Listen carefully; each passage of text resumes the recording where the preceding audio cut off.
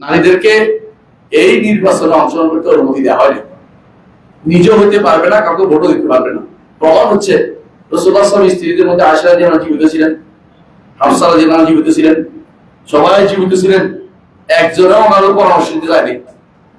না আবু বকর সহ না ওমর সহ না আলী সহ ওসমান সহ কোনো সহ এর বড় লাগে, কারণ তারা জানে যে এইটা এই জায়গাতে তাদের অ্যাক্সেস নাই, তারা হইতেও পারবে না, দিতেও পারবে না।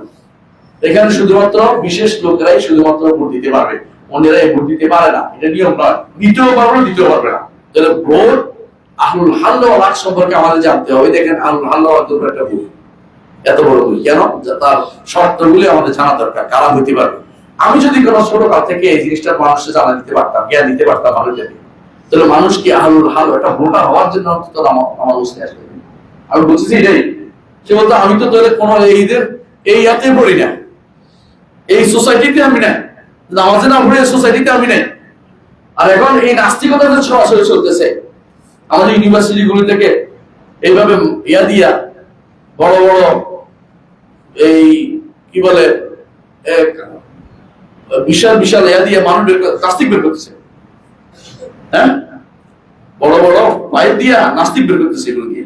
হ্যাঁ, আমার এই ছোট ফু দিয়ে কি হবে? নাস্তিক বের করতেছে আমরা বড় বড় ইয়া দিয়ে, সুঙ্গে দিয়া। আর আমার ফু দিয়ে কি হবে? আমি যে মূল সমস্যা করছি, আমি তার শিখাতে পারি না যে তুমি কিন্তু মুসলিম সমাজের একটা সদস্য হতে হলে তোমাকে কিন্তু সালাত আদায়কারী হতে হবে, এটা কিন্তু মাস্ট। তোমাকে বিধিবিধান মেনে চলতে হবে, শরীয়ত মেনে চলতে হবে, জাহিরুস সালাহ প্রকাশ্যে তোমাকে মেনে চলার মতো কাজ থাকতে হবে। ইসলাম বিরোধিতার মধ্যে তুমি দেখা না যায় তোমাকে। এই শর্তগুলি মাস্ট লাগবে। জাহিরুস সালাহ বলে এটাকে। এমনকি চুরি করছে সেও ভোট দিতে পারবে না। ধরো চুরিতে বাড়তেছে, চুরি করছে কি বলে শাস্তি শব্দ, ভোট দিতে পারবে না, ভোট দিতেও পারবে না। এবং দ্বীনি ইলমের একটা বিশাল অংশ তার মধ্যে থাকতে হবে, এবং সর্বশেষে মত দেওয়ার মতো যোগ্যতা তার থাকতে হবে। সবাই তো মত দিতে পারে না, সুতরাং এরা ভোট দিতে পারবে। এই শর্তগুলি অবশ্যই আমাদের জানতে হবে, কারা ভোট দিতে পারবে। এদের নাম হচ্ছে আহলুল হাল্ল ওয়াল আকদ। এদের নাম হচ্ছে আহলুল হাল্ল ওয়াল আকদ। আহলুল হাল্ল অর্থ হচ্ছে যারা গিরা খুলতে পারে, আর আকদ হচ্ছে যারা গিরা লাগাইতে পারে। শব্দ অর্থের উচ্চত, অর্থাৎ যারা গণ্যমান্য, যারা গণ্যমান্য ইসলামের দৃষ্টিকে, বর্তমান দৃষ্টিতে গণ্যমান্য কারা? হোমরা সোমরা। হ্যাঁ, বর্তমানে গণ্যমান্য এটা অভিন্ন না, আমাদের গণ্যমান্য ইমানদার। হ্যাঁ, ইমানের দিক থেকে যারা মানসম্মত তারাই শুধু ভোট দিতে পারবে, নিতে পারবে। এখন বলে এটা বললে তো অমুক দল পেয়ে যাচ্ছে, আপনি অমুক দল মতো আর একটা ভালো করেন যে আপনারা ভাবেন আপনি আরেকজন হিংসা করে আপনি কামিয়ে যাবেন নাকি? ইমানদার না হলে ভোট পাবে না, এটা সিদ্ধান্ত নিতে হবে আপনাদেরকে। ভোট দিলে আপনি গুণাগার হবেন, ভোট নিলে তারাও যোগ্যতা অর্জন করতে পারবে না, তারা যাওয়ার অধিকার রাখে না। বুঝতে পারছেন কথাটা?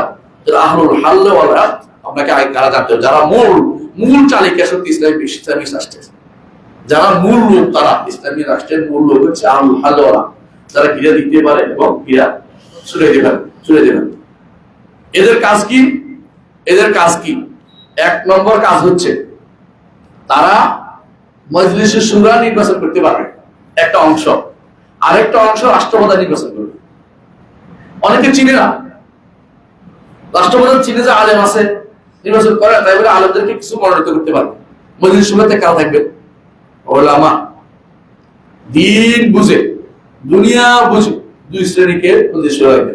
দিন মাস থাকবে, অতিরিক্ত তারা দুনিয়াও বুঝে, এই পরিস্থিতি কি করতে হবে, এই পরিস্থিতি কি করতে হবে এটাও বুঝে, এরকম থাকতে হবে। যে কম থাকে কম, দিনদারি তাদের মধ্যে অবশ্যই থাকতে হবে, মাস্ট। প্রথম সদস্য। আহলুস শুরা কখনো নারী হইতে পারে না, মজলিস শুরা কখনো নারী হইতে পারে না, নারী কোনো মজলিস শুরা সদস্য না। এই জন্য আয়েশা রাদিয়াল্লাহু আনহা এত বড় ফকিহা, কিন্তু কোনদিন আবু বকর, ওমর, ওসমান, আলীর কোন মজলিস শুরা সদস্য ছিলেন না, বুঝতে পারছেন? কোনদিন ছিলেন না। কখনো কখনো তারা কোন সাধারণ মানুষকে আনছেন যার মধ্যে যোগ্যতা আছে, তারপরেও মহিলাদেরকে আনেন নাই। আপনি মহিলাদের ভোটের জন্য, মহিলাদের একটা পদ পাওয়ার জন্য, 300 কে 600 বানানোর জন্য, এতগুলি সংরক্ষিত আসন পাওয়ার জন্য ব্যস্ত হয়ে পড়ছেন। আপনি কি জানেন যে এটা একটাও জায়েজ নেই? না জানলে আপনি জানার চেষ্টা করুন যে ইসলামে নাই। এখন বলতে পারতো মহিলাদেরকে ইগনোর করেছে না, ইগনোর নয়, তাদেরকে আলাদাভাবে তাদের বক্তব্য তুলে ধরার জন্য ভিন্ন প্ল্যাটফর্ম দিয়ে দিবেন, কিন্তু এটা মজলিস শুরার সদস্য হবে না। এটা তাদের বক্তব্য কি সমস্যা থাকলে তাদের কি সমস্যা এটা উঠে দিবেন, মজলিস শুনে দেখবেন ঠিক আছে কিনা। তাই বলে তাদের অন্য কোথাও দেয় না, তাদের অন্য সব জায়গায় দিয়েছে। বিচারক হতে পারবে না, মসজিদের ইমাম হতে পারবে না, রাষ্ট্রপ্রধান হতে পারবে না, মসজিদ সদস্য হতে পারবে না, কথা বলেন। আর বাকি সে কি করতে পারবে?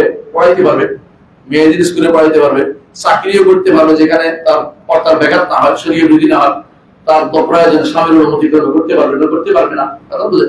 তাহলে বোঝা গেল যেখানে ব্যবসা করতে পারবে সে, শরীয়তি নিষেধ না, যদি কোনো শরীয়ত মোতাবেক সে চলতে পারে এবং তা সেখানে হুরমত লঙ্ঘিত না হয়, শরীয়ত কিছু পরিবর্তিত না হয়, সে করতে পারবে, নিষেধ নাই শরীয়তে। কারণ আমাদের মা খাদিজা রাদিয়াল্লাহু আনহা কিন্তু ব্যবসা করতেন, তবে তিনি কি বাজারে গেছিলেন না একা একা ঘুরে বেড়াইছেন তো? আর যারা মাঝে মাঝে দেখবেন দুই একজন খুব বড়াই করে বলে আমাদের মা তিনি তো ব্যবসা করেছেন, তুমি ব্যবসা করেছো, তোমার মতো ছিল, তোমার তো হ্যাংলামি করছে, দুনিয়া হাঁটে বেড়াইছে, পুরুষের সাথে যেখানে সেখানে বসে আসছিল। এই চিন্তা তো আমাদের মায়েদের ছিল না, তোমরা তো ইউরোপিয়ানদের থেকে আনছো, কাফেরদের থেকে নিয়ে আসছে চিন্তা ভাবনা। তাহলে